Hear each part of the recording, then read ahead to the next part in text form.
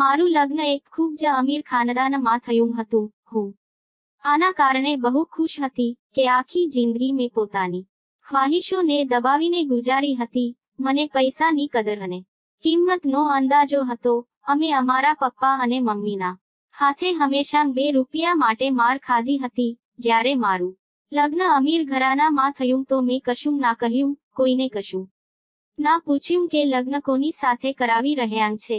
મને તો એ વાતની ખુશી હતી કે હું પરણીને આ જેલમાંથી નીકળી ને એક મોટા મહેલમાં જઈશ જ્યાં આગળ પાછળ નોકરો મારી સેવા કરશે અને બસ હું તેમને હુકમ આપ્યા કરીશ.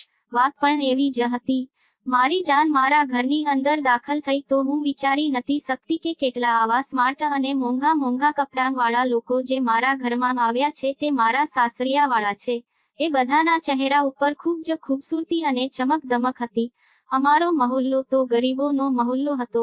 અમે તો મેકઅપ પણ સસ્તાવાળો કરાવી રાખ્યો હતો. પણ એ લોકો જ્યારે મને પરણાવીને તેમના ઘરે લઈ ગયા ત્યારે હું એ ઘરને તો જોતી જ રહી ગઈ હતી. ઘર શું હતું, રાજા મહારાજા જેવો મહેલ હતો. દુનિયાભરની રોશની અને ખૂબસૂરતી એ મહેલમાં ફેલાયેલી હતી. મને લાગ્યું હું કોઈ નવી દુનિયામાં આવી ગઈ છું. હવે ઘરમાં આવ્યા પછી સૌથી પહેલા મને મારા પતિને જોવાની જલ્દી હતી. કારણ કે મારા માતા પિતાએ મને મારા પતિનો ફોટો પણ નહોતો બતાવ્યો. બસ એટલું કીધું હતું કે તું અમારી સારી છોકરી છે અને સારી છોકરીઓ પોતાના પતિને જોવાની જીદ નથી કરતી. આમ તો છોકરીઓને એ હક છે કે તે તેના થવાવાળા પતિને જોવે, પણ મારા માતા પિતાએ આ હક મારાથી છીનવી લીધો હતો. જ્યારે હું મારા સાસરિયામાં દાખલ થઈ ત્યારે મારું સ્વાગત મારા પતિની જગ્યાએ મારા સાસુએ કર્યું હતું અને મને મારા પતિના રૂમમાં બેસાડવાની જગ્યાએ મારા સાસુના રૂમમાં જ બેસાડી દીધી હતી. હું સમજી હતી કદાચ તે લોકોને કોઈ રસમ કરવાની હશે. પછી અમુક છોકરીઓ રૂમમાં આવી નાની મોટી રસમો કરી, પણ મારા પતિએ ચહેરા પરથી ચહેરો ના હટાવ્યો. હું પોતે નજરો ઝુકાવીને બેઠી હતી. હું મારા પતિને એ વખતે નથી જોઈ શકતી, પણ હું કિસ્મતની મારી મને શું ખબર હતી કે હવે મારી મુશ્કેલીનો ટાઈમ શરૂ થઈ ગયો હતો. બધી છોકરીઓ રૂમમાંથી ગયા પછી હું ઉમ્મીદ કરી રહી હતી કે મારા સાસુ મને ઉઠાડીને મારા પતિના રૂમમાં લઈને જશે, પણ એવું કશું ના થયું. એ રૂમને બહારથી બંધ કરીને જતા રહ્યા. હું પછી તેમનો ઇંતજાર કરતી રહી ગઈ. લગભગ અડધો કલાક વીતી ગયો પણ મારા સાસુ ના આવ્યા તો મને ચિંતા થવા માંડી. ક્યાંક મને બંધ કરીને તો નથી જતા રહ્યા ને. દિમાગમાં અજીબ અજીબ વિચારો આવતા હતા. પતિને મળવાની પણ જલ્દી હતી, કારણ કે લગ્ન પછી બધી સ્ત્રીની ખ્વાહિશ હોય છે કે તેનો પતિ તેને મોહબ્બત કરે, તેની મોહબ્બતનો ઇઝહાર કરે, તેની ખૂબસૂરતીની તારીફ કરે, તેની સાથે બહુ બધી પ્યારભરી વાતો કરે. પણ અહીંયા તો એવું કશું જ નહોતું થઈ રહ્યું. બેઠા બેઠા મારી કમર અકડવા લાગી હતી. એના પહેલા કે હું બેડથી ઉઠીને દરવાજા સુધી જતી એ પહેલા રૂમનો દરવાજો જોરથી ખુલ્યો અને મારા સાસુ કોઈ તોફાનની જેમ અંદર દાખલ થયા. પણ અજીબ તો ત્યારે લાગ્યું જ્યારે તેમણે રૂમને અંદરથી બંધ કરી દીધો. આ કામ તો મારા પતિનું હતું. હું દિલમાં વિચારવા લાગી. મેં નજરો ઉઠાવીને મારા સાસુ સામે જોયું તો તે મારા નજીક આવીને બેસી ગયા હતા. મને ખૂબ જ ધ્યાનથી જોઈ રહ્યા હતા અને થોડીવાર પછી બોલ્યા, બેટી, હું સારી રીતે જાણું છું કે તારા મનમાં શું ચાલી રહ્યું છે. તું એ જ વિચારી રહી છે કે મારા પતિ હજુ સુધી રૂમમાં કેમ નથી આવ્યા અને મારા સાસુ વારે ઘડીએ રૂમમાં કેમ આવી જાય છે અને મને એક રૂમમાં બંધ કરી દે છે. તો બસ બેટી, હું નથી ચાહતી કે તારી ખૂબસૂરતીને કોઈની નજર લાગે. હું તને તારા પતિની પાસે મોકલીશ, જરૂર મોકલીશ, પણ હજુ એ ટાઈમ નથી આવ્યો. તો ફિલહાલ મારા રૂમમાં બેસી રહે અને હા, એવું કર કે આ કપડાં બદલી લે અને કોઈ આરામદાયક કપડાં પહેરી લે, જેથી તને સુવામાં આસાની રહે. મારા સાસુ ખૂબ સારા હતા. તેમના ચહેરામાંથી જ શરાફત નજર આવી રહી હતી. પૂજા પાઠમાં પણ ખૂબ વધારે વિશ્વાસ રાખવાવાળા હતા. મને પણ ખુશી થઈ. ચાલો, સારી વાત છે કે મારા સાસુ બહુ વધારે મોડર્ન નથી, કેમ કે હું ખૂબ સીધી સાદી અને ગરીબ છોકરી હતી. કોઈ મોડર્ન ઘરાનામાં આવતી તો મારી જિંદગી મુશ્કેલ થઈ જતી. એમ પણ મને હજુ સુધી ફેશન કરતાં મેકઅપ કરતાં પણ નહોતું આવડતું. હું ખામોશીથી બેઠેલી રહી ગઈ. મેં કપડાં બદલી લીધા અને થોડી વાર ભગવાનની સામે ઊભી રહીને મારા મનને શાંત કરવા માટે ભગવાનની પૂજા કરી. પૂજા ખતમ કર્યા પછી હું બેડ પર આવીને સૂઈ ગઈ. પછી ખબર નહીં ક્યારે મને ઊંઘ આવી ગઈ. હું સૂઈ ગઈ. જ્યારે મારી આંખ ખુલી ત્યારે હું મારા સાસુના રૂમમાં જ હતી. મને ખોટું નતું લાગ્યું કેમ કે મારા સાસુ મારો આટલો ખ્યાલ રાખી રહ્યા હતા એટલા માટે. પછી હું ખોટું કેમ લગાડું. મારા સાસુએ આવીને મને એક લીલા રંગની સાડી પહેરાવી દીધી અને કહેવા લાગ્યા, આ પહેરી લે, તારે મહેમાનોને મળવાનું છે. હવે દિવસ થઈ ગયો છે, તું તારા પતિને પછી જોઈ લેજે. ફિલહાલ અત્યારે મહેમાનોને મળવાનું છે. મહેમાન તને જોવા આવી રહ્યા છે. પછી તારી મુદીખાઈ પણ કરવાની છે. હું ખુશ થઈ ગઈ. મેં સારી રીતે કપડાં પહેરીને પોતાને તૈયાર કરી લીધી. મહિલાઓ મને મળવા માટે વારાફરથી આવવા માંડી. ખાનદાનની નવી સદસ્ય હતી એટલે મને મળવા માટે બહુ બધા લોકો આવ્યા હતા. પરંતુ જે મને જોતું તે ખૂબ જ અજીબ નજરોથી જોતું અને ટાંકી જ રહેતું. આ આકાશની વહુ છે. બધી મળવા વાળી મહિલા અજીબ મોં બનાવીને આ વાત જરૂર કહેતી કે આ આકાશની વહુ છે. બધી મહેમાન મહિલા મને વળી વળીને એવી રીતે જોવે છે જેમ કે હું કોઈ અજુબો છું. હું લોકોની નજરોનો મતલબ નથી સમજી શકતી કે કેમ આ બધા લોકો આવું કરી રહ્યા છે અને મને વળી વળીને કેમ જોવે છે. પણ એક વાત અજીબ હતી કે કોઈએ પણ મારા પતિ આકાશનો ઉલ્લેખ નહોતો કર્યો અને ના આકાશ વિશે કંઈ પૂછ્યું. બધાની નજરોનું નિશાન હું જ બનેલી હતી. બધાની આંખોમાં મેં મારી માટે તરસ જોઈ હતી. મને જોવા આવવા વાળી બધી મહિલા મને એ જરૂર કહેતી કે ભગવાન તારી પર દયા કરે અને તારી જિંદગીને આસાન કરે. મને ઘણું અજીબ લાગતું કેમ કે મારા સાસરિયા વાળા ખૂબ જ સારા લોકો હતા. તે લોકોએ હજુ સુધી મારી સાથે કાંઈ પણ ખોટું નહોતું કર્યું, પરંતુ મને હાથમાં જ રાખી હતી. મને એ મહેસૂસ જ નતું થવા દીધું કે હું ગરીબ ઘરમાંથી આવી છું. પણ મને શું ખબર હતી કે આ હમદર્દી મારી ગરીબીને લીધે નથી પણ મારી બદનસીબીને લીધે છે. બધા લોકો જોઈ રહ્યા હતા. થોડી વાર પછી મારા સાસુ મને રૂમમાં બેસાડીને બહાર જતા રહ્યા. હજુ સુધી મેં મારા પતિને નહોતા જોયા. જ્યારે મારા સાસુ મને રૂમમાં છોડીને જતા હતા ત્યારે મેં મારા સાસુને કહ્યું, માજી શું આજે મુદીખાઈ નહીં થાય? મારી વાત સાંભળીને મારા સાસુ હસવા લાગ્યા અને મારો કાન હળવેથી ખેંચતા બોલ્યા, મને ખબર છે તું મુદીખાઈ માટે કેમ કહે છે, કારણ કે તારે આકાશને જોવો છે ને એટલા માટે. પણ વહુરાણી, આકાશનો દીદાર કરવો એટલો આસાન નથી. આકાશનો દીદાર કરવા, તેનો ચહેરો દેખવા માટે તારે બહુ બધા ઇમ્તિહાનોમાંથી પસાર થવું પડશે. બહુ બધા ઇમ્તિહાનો તારે પાસ કરવા પડશે ત્યારે તું તારા પતિ એટલે કે આકાશને જોઈ શકીશ. કેવા ઇમ્તિહાન? હું એકદમ ગભરાઈ ગઈ અને પૂછી લીધું. તો મારા સાસુ બોલ્યા, પહેલા તારે પોતાને આકાશને કાબિલ બનવું પડશે. આકાશને કાબિલ બનવું પડશે. જો હું આકાશને કાબિલ નથી તો તેમને મારી સાથે લગ્ન જ કેમ કર્યું? મારી જુબાન પર શિકાયત આવી જ ગઈ. હવે જાહેર છે આટલી વારથી આંખમીચોલી ચાલી રહી હતી તો મારો હક તો બનતો જ હતો કે હું મારા સાસુને સવાલ કરી શકું. મારા સાસુ મારી વાત સાંભળીને કાનને હાથ લગાવીને કહેવા લાગ્યા, અરે ભાઈ, પતિને મળવા માટે આટલી જલ્દી?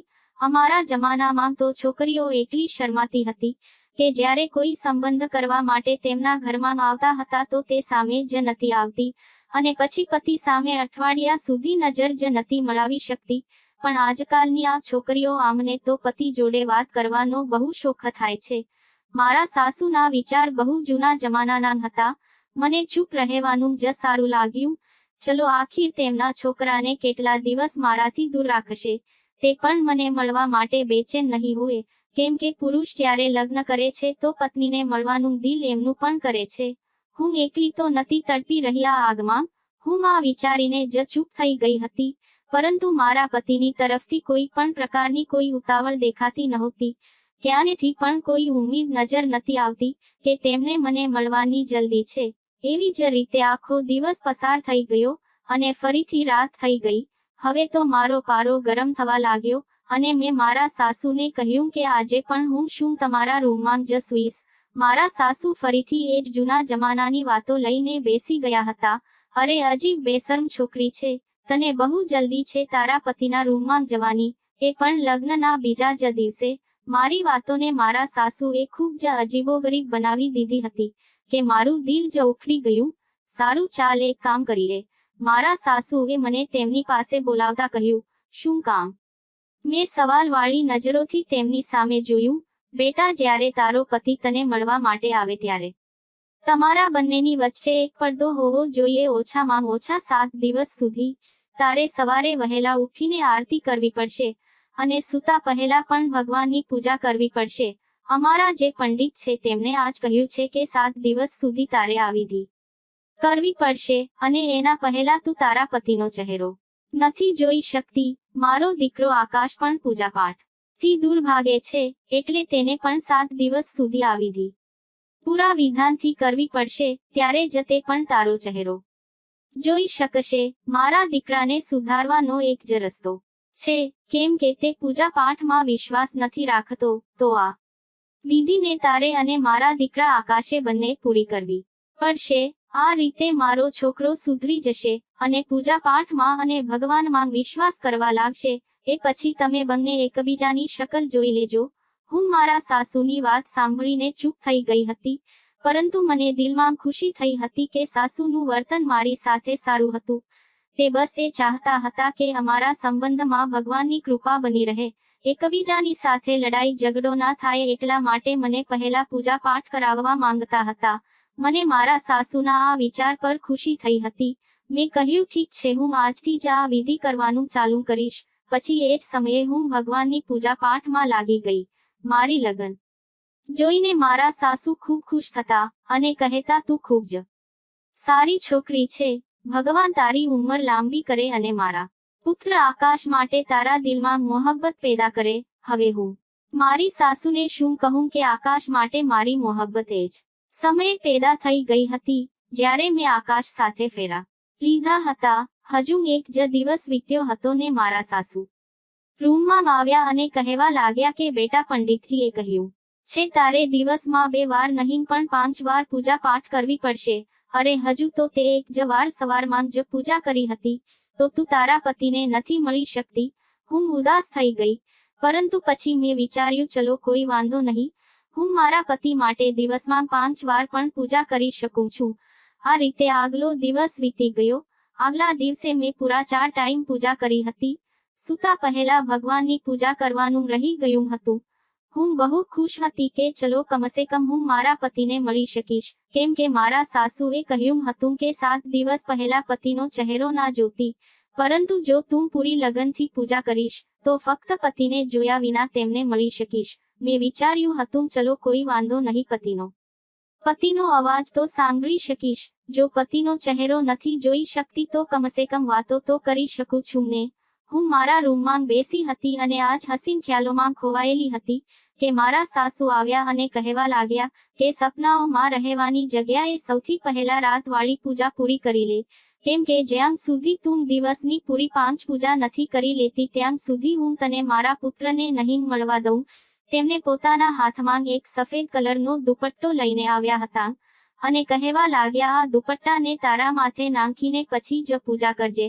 આ દુપટ્ટો અમારા પંડિતજીએ આપ્યો છે.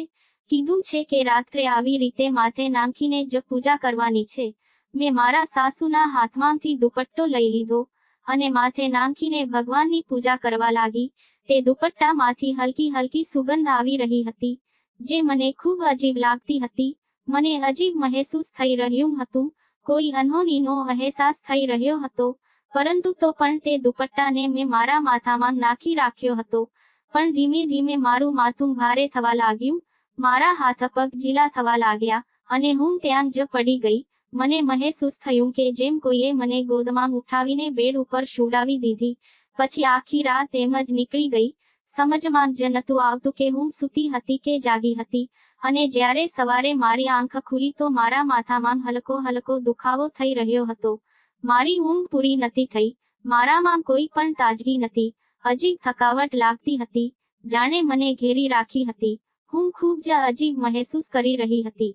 મારી તબિયત પણ ભારે ભારે હતી, માથામાં દુખાવો પણ હતો. મારા સાસુ ઉઠીને મારા રૂમમાં આવી ગયા અને બોલ્યા, આ લે બેટા, દૂધ પીએ લે. મારા સાસુએ મારી તરફ દૂધનો ગ્લાસ લાંબો કરતાં કહ્યું, તું થાકી ગઈ હશે આખી રાત પૂજા પાઠ કરી છે એટલે. સાસુની વાત સાંભળીને હું બોલી, નહીં માજી, મેં ક્યાં પૂજા પાઠ કરી, પૂજા પૂરી પણ નથી થઈ શકી અને એ જ વખતે મને ઊંઘ આવી ગઈ હતી. મારી વાત સાંભળીને મારા સાસુ બોલ્યા, અરે બેટી, આ શું કરી દીધું? હવે તો હું આજે પણ તને આકાશને નહીં મળવા દઉં. એવું કહીને મારા સાસુએ મારી ચિંતા વધારી દીધી. તો શું હું મારા પતિને મળવા માટે આખી જિંદગી આવી રીતે જ તરસતી રહીશ? મારી વાત સાંભળીને મારા સાસુ જોરથી હસવા લાગ્યા. મારા સાસુ કહેવા લાગ્યા, મેં ક્યારે કહ્યું કે તું આકાશને નથી મળી શકતી? બસ આજની પૂજા પાઠ પૂરા વિધિ વિધાનથી કરી લેજે, પછી તું રાત્રે આકાશને મળી શકીશ. મેં મારા સાસુને કહ્યું, આકાશનું દિલ નથી કરતું મને મળવા માટે. તો મારા સાસુ હસવા લાગ્યા, અરે એ તો દિવસ રાત મારું દિમાગ ખાય છે કે મને નિશાને મળવા દો. પણ ના બેટી, જ્યાં સુધી તમે બંને પૂજા પાઠ પૂરા વિધિ વિધાનથી નથી કરી લેતા ત્યાં સુધી હું તમને એકબીજાને નથી મળાવી શકતી. સાસુની વાત સાંભળીને હું ચૂપ થઈ ગઈ. આજે તો મારું પૂજા કરવાનું પણ દિલ નહોતું કરતું, કેમ કે 3 દિવસ થઈ ગયા હતા અને મેં મારા પતિને જોયા જ નહોતા. પછી એક અજીબ સિલસિલો શરૂ થઈ ગયો. હું દિવસમાં 4 વાર પૂજા કરતી, પરંતુ રાતની પૂજા પછી મારા સાસુ મારા રૂમમાં આવતા અને કહેતા કે બેટી, આજે હું તારા માટે આ ફલાણી વસ્તુ ખાવા માટે લાવી છું, આ તું ખાઈ લે. હું એ વસ્તુ ખાઈ લેતી અને તે ખાતા જ મને ઊંઘ આવી જતી. મારા સાસુ ક્યારેક ખજૂર લઈને આવી જતા, તો ક્યારેક દૂધનો ગ્લાસ, તો ક્યારેક ખીર, તો ક્યારેક શરબત. સાસુએ લાવેલી વસ્તુ ખાતાની સાથે જ હું ઊંઘમાં જતી રહેતી. પછી આખી રાત ઊંઘી રહેતી અને ના જાગતી રહેતી. બસ એવું લાગતું કે મારી પાસે કોઈ છે, હું કોઈને મારી સાથે મહેસૂસ કરતી હતી. પણ એક રાતે મેં વિચારી લીધું કે હું સચ્ચાઈ જાણીને રહીશ કે આખી રાત્રે મારી પાસે કોણ હોય છે અને મારા સાસુ મને સુવડાવવા વાળી વસ્તુઓ કેમ ખવડાવી દે છે. અને પછી રાત થતા જ મારા સાસુ મારી પાસે આવ્યા અને કહેવા લાગ્યા, બેટા, હું તારા માટે આ જ્યુસ લઈને આવી છું, આને પીએ જા, તને તાકાત મળશે. જો દિવસે દિવસે કેવી કમજોર થતી જઈ રહી છું.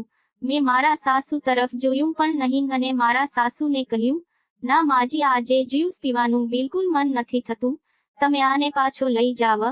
રાતવાળી પૂજા પણ કરવાની છે, તો હું પૂજા કરવા જઉં છું. હું લગભગ 1 અઠવાડિયાથી કોશિશ કરી રહી હતી કે રાતવાળી પૂજાને પૂરી કરી લઉં, પરંતુ હું રાતવાળી પૂજા પૂરી કરી જ નહોતી શકતી. તેના પહેલાં જ મને ઊંઘ આવી જતી હતી. એટલા માટે મેં આજે વિચારી લીધું હતું કે કશું નહીં ખાવું પીવું અને પૂજા પૂરી કરીશ. મારા સાસુ મને ચમકારતા બોલ્યા, કોઈ વાંધો નહીં, પૂજા પણ કરી લેજે, પરંતુ પહેલા આ જ્યુસ પી લે. પણ મેં મારા સાસુને કહી દીધું કે મારે જ્યુસ નથી પીવો. મારા તેવર જોઈને મારા સાસુ મને મૂકીને જતા રહ્યા.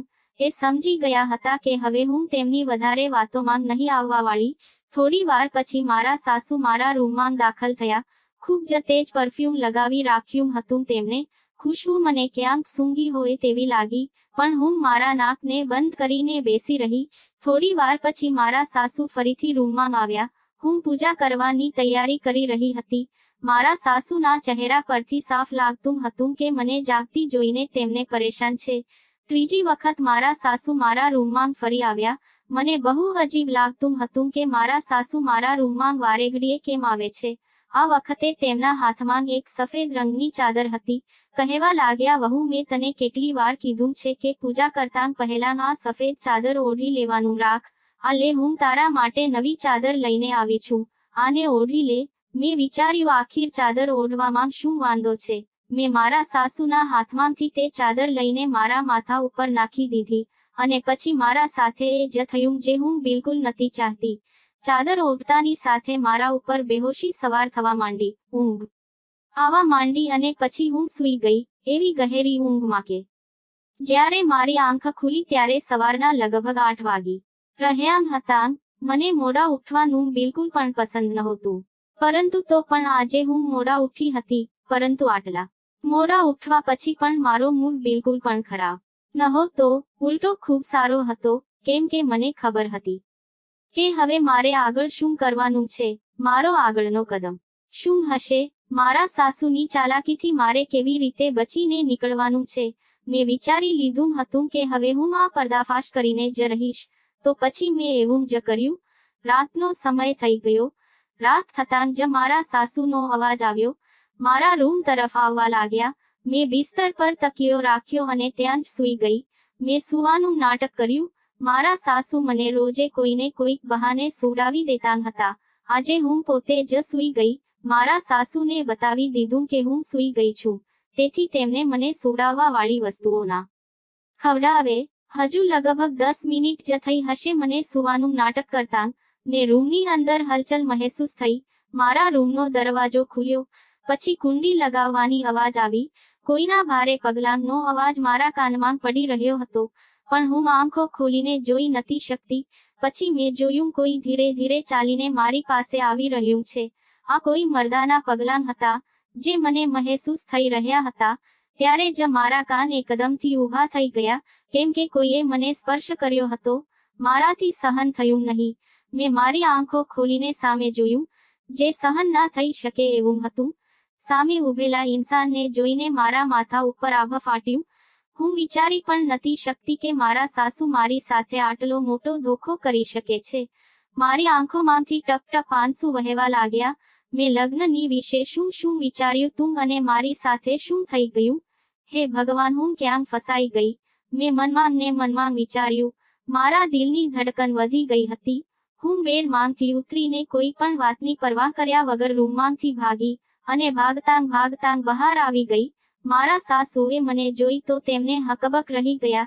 તેમના ચહેરાનો રંગ પીળો પડી ગયો. હું મારા સાસુને બોલી, તમે મારી સાથે આટલો મોટો ધોખો કર્યો, તમને શરમ ના આવી? જો મારી જગ્યાએ તમારી બેટી હોત તો પણ આજ કરતા.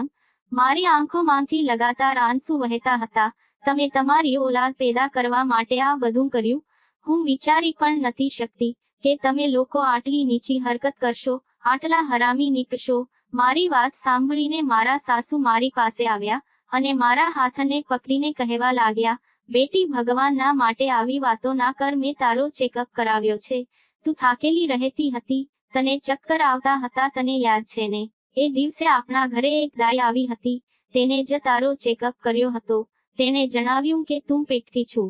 મારા સાસુએ મારા માથા ઉપર બીજો એક બોમ્બ ફોડી દીધો. આ શું કહી રહ્યા છો તમે? તમે તો કીધું હતું કે મારા પુત્રને મળવા માટે તારે ના જાણે કેવા કેવા ઇમ્તિહાન પાસ કરવા પડશે. તો પછી હું પેટથી કેવી રીતે થઈ ગઈ? તમે આ કેવી રીતે કહી શકો છો કે હું તમારા પુત્રના બાળકની માં બનવા વાળી છું? તમને અહેસાસ પણ છે કે તમે શું કહી રહ્યા છો? મારા સાસુ મારી વાત સાંભળીને માથું ઝુકાવીને બોલ્યા, બેટી, હું શું કરતી? હું મજબૂર હતી. ઓલાદની ખુશી કોને નથી જોઈતી હોતી? તો મેં એના માટે થોડી હેરાફેરી કરી લીધી. તો શું થયું? મને માફ કરી દે. હું કશું નથી કરી શકતી. એક માં હોવાની નાતે મારે પોતાની ભલાઈ પણ વિચારવાની હતી અને મારા પુત્રની ખુશી પણ વિચારવાની હતી. મેં મારા સાસુની કોઈ વાત ના સાંભળી. સાસુ મને વિનંતી કરી રહ્યા હતા, હવે તો તારી કોખમાં અમારો પૌત્ર છે, અમારી ઓલાદ છે, તો તારે આ રીતે ઘરમાંથી ના જવું જોઈએ. પરંતુ હું મારા સાસુની કોઈ વાત સાંભળવા નથી માંગતી. આટલા મોટા ધોખા પછી હું આ ઘરમાં રહેતી એ મને બિલકુલ પસંદ નહોતું. મેં પોતાને રૂમમાં બંધ કરી લીધી અને પોતાનો સામાન પેક કરવા લાગી અને પછી સીધા મારા માતા પિતાના ઘરે આવી ગઈ. માતા પિતાને પણ મેં બધી વાત જણાવી. મારી માંગ મારી વાત સાંભળીને હકબક થઈ ગઈ અને બોલી કે બેટી, અમને માફ કરી દે. અમને આ બધી ખબર હતી, પણ અમે આ વાત તને જાણી જોઈને નથી બતાવી. હું વિચારી પણ નથી શકતી કે મારી માં મારી સાથે આવું કરી શકે છે. મેં કહ્યું કે તમે લોકો તો મારા પોતાના હતા, તો પછી તમે લોકોએ મારી સાથે આટલો મોટો ધોખો કેમ કર્યો? હું રોવા માંડી તો મારી માં મારો હાથ પકડીને કહેવા લાગી, બેટા, અમને માફ કરી દે. અમે મજબૂર હતા, કેમ કે છોકરીઓના માતા પિતા હંમેશા મજબૂર હોય છે. મારી માની વાત સાંભળીને મેં બૂમ પાડી અને બોલી, તમે મજબૂર ન હતા, તમે લાલચુ હતા. મારી વાત સાંભળીને મારી માં રોવા લાગી. હવે મને તેમને પણ આ રીતે કહેવું સારું તો નહોતું લાગી રહ્યું, પરંતુ હું શું કરતી, કેમ કે તેમણે મારી સાથે બહુ મોટો ધોખો કર્યો હતો. ત્યારે જ એક બીજી અનહોની થઈ ગઈ. ઘરના દરવાજા ઉપર દસ્તક થઈ. ઘરની બહાર મારી મોટી બહેન ઊભી હતી. તેનો ચહેરો જોઈને લાગી રહ્યું હતું કે તે પણ તેના પતિ જોડે ઝઘડીને આવી છે. આ બધું જોઈને મારું દિલ બેસવા લાગ્યું. મેં કહ્યું, તું પણ તારા ઘરમાં સુકૂનથી નથી. તારે સુકૂન નથી તો મારે કેવી રીતે હોઈ શકે? તારું લગ્ન તો આટલા મોટા ઘરમાં થયું છે, તો પણ તું ખુશ નથી, તો હું કેવી રીતે ખુશ રહી શકું છું? અમારા ઘરમાં રૂપિયા પૈસાની તંગી છે. રોજે ઘરમાં લડાઈ ઝઘડા થાય છે. મારો પતિ મને મારે છે, એક વખતની રોટલી માટે અમે લોકો તરસી જઈએ છે. હવે અમે બે બહેનો અમારા માતા પિતાના ઘરે બેસી ગયા હતા. મને લાગ્યું હું મારા માતા પિતા ઉપર જુલમ કરું છું. રાત્રે સૂવા માટે આડી પડી તો એ જ દ્રશ્ય મારી આંખોની સામે ફરવા લાગ્યું. જ્યારે મારી રૂમમાં કોઈ આવ્યું હતું અને હું બૂમ પાડીને મારા સાસુની સામે પહોંચી હતી. મારી રૂમમાં આવવા વાળું કોઈ બીજું નહીં પરંતુ મારો પતિ હતો. મારો પતિ એટલો કદરૂપો હતો કે તેને જોઈને જ મારા માથા ઉપર આભ ફાટી ગયું હતું. ખબર નહીં મારો પતિ જન્મથી આટલો બદસુરત હતો કે પછી કોઈ દુર્ઘટનામાં આવો થયો હતો. પરંતુ જે પણ થયું હતું ખૂબ જ બદસુરત હતો મારો પતિ. આ બધું વિચારતા વિચારતા મારું દિલ ગભરાવા લાગ્યું. હું એકદમથી ઉઠીને બેસી ગઈ કે મને લાગ્યું કે હું મારા માતા પિતા સાથે બહુ ખોટું કરી રહી છું. મારા માતા પિતાએ જે પણ કર્યું એ મજબૂરીમાં કર્યું, કેમ કે અમે ખૂબ જ ગરીબ લોકો હતા અને ગરીબની છોકરીને પરણવા કોઈ નથી આવતું. બધા દહેજના લાલચુ હોય છે. જો મારો પતિ બદસુરત છે તો શું થયું? મને તેની સુરત જોઈને બીક તો ઘણી લાગી હતી. હું બેહોશ થતાં થતાં બચી હતી અને આ જ વાત મારા માતા પિતાએ મારાથી છુપાવી હતી. પરંતુ તેમને શું કરી શકતા હતા? મારા માતા પિતાની પણ મજબૂરી હતી અને મારા સાસુની પણ મજબૂરી હતી. તેમને પણ તેમના પુત્રની ખુશી ચાહતા હતા, એમના ખાનદાનનો વારિસ ચાહતા હતા. આ વાત મારા પતિએ જ તેમની માને કહી હતી કે મારા ચહેરાને મારી પત્નીથી છુપાયેલો રાખવામાં આવે, કેમ કે આટલા બદસુરત ઇન્સાનની સાથે કોઈ પણ છોકરી રહેવાનું પસંદ નહીં કરે. પછી મેં મારા માતા પિતાની ગરીબી અને મજબૂરીને જોતા એક ફેસલો લીધો. મારા બદસુરત પતિની સાથે હું રહેવા માટે તૈયાર થઈ ગઈ. મેં મારો સામાન બાંધ્યો અને પાછી મારા સાસરિયામાં આવી ગઈ, જ્યાં મારા પતિ અને મારા સાસુ મારી રાહ જોઈ રહ્યા હતા. મારા પતિનું માથું મારી સામે ઝૂકેલું હતું અને તેમને મારી સામે માફી માંગી રહ્યા હતા. મને માફ કરી દેજે, મેં તારી સાથે બહુ ખોટું કર્યું છે. તને ધોખો આપ્યો અને તારી ઉમ્મીદો અને સપનાને તોડ્યા છે.